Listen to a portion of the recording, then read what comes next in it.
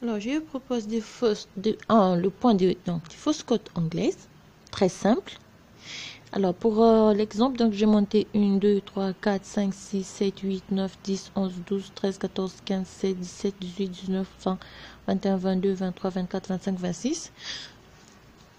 Donc, c'est un point avec un nombre de mailles divisible par 4. Donc, chaque motif de point, on va avoir 4 mailles. Pour cela, donc, pour la première rangée, vous allez voir, c'est très simple. Pour la première rangée, j'ai ma maille lisière.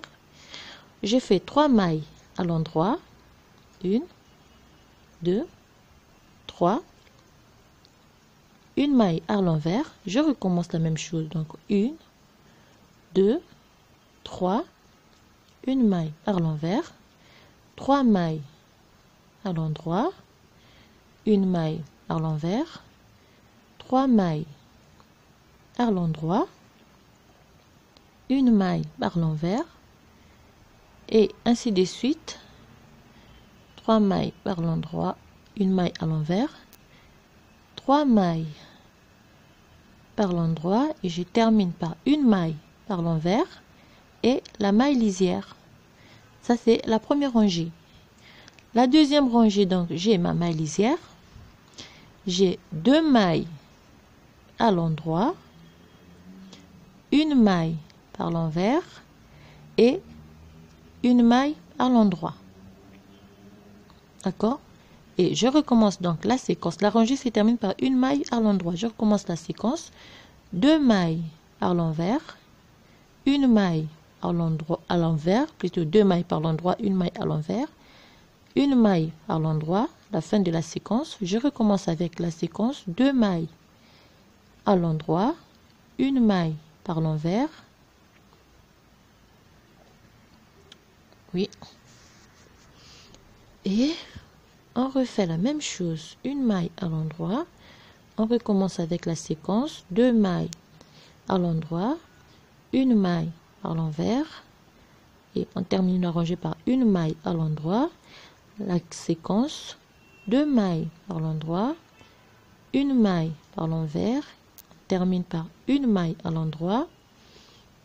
2 mailles à l'endroit, une maille par l'envers, et la rangée se termine par une maille à l'endroit et la maille séquence, la maille lisière plutôt. Voilà les 2 rangées qu'il faut répéter pour avoir le point de fausse cote anglaise. Il faut on repart pour bien maîtriser. 3 mailles à l'endroit, une maille à l'envers, 3 mailles à l'endroit, une maille à l'envers, 3 mailles à l'endroit, une maille par l'envers, 3 mailles à l'endroit, une maille par l'envers, 3 mailles à l'endroit, une maille à l'envers, 3 mailles à l'endroit et une maille à l'envers et la maille séquence. La première rangée. Deuxième rangée, comme j'ai dit, 2 mailles à l'envers, une maille, 2 mailles à l'endroit, une maille par l'envers. La rangée se termine par une maille à l'endroit.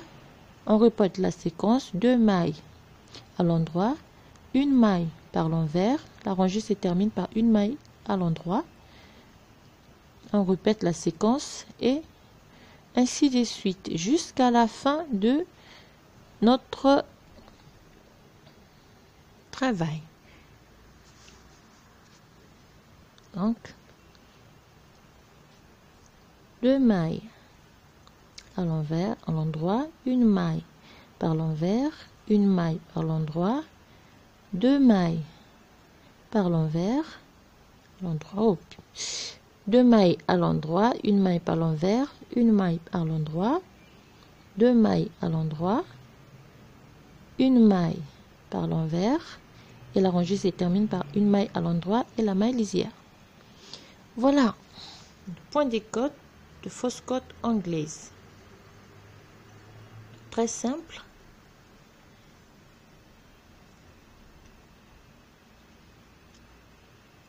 Voilà. Voilà ce qu'il faut répéter pour avoir ce joli point de fausse côte anglaise.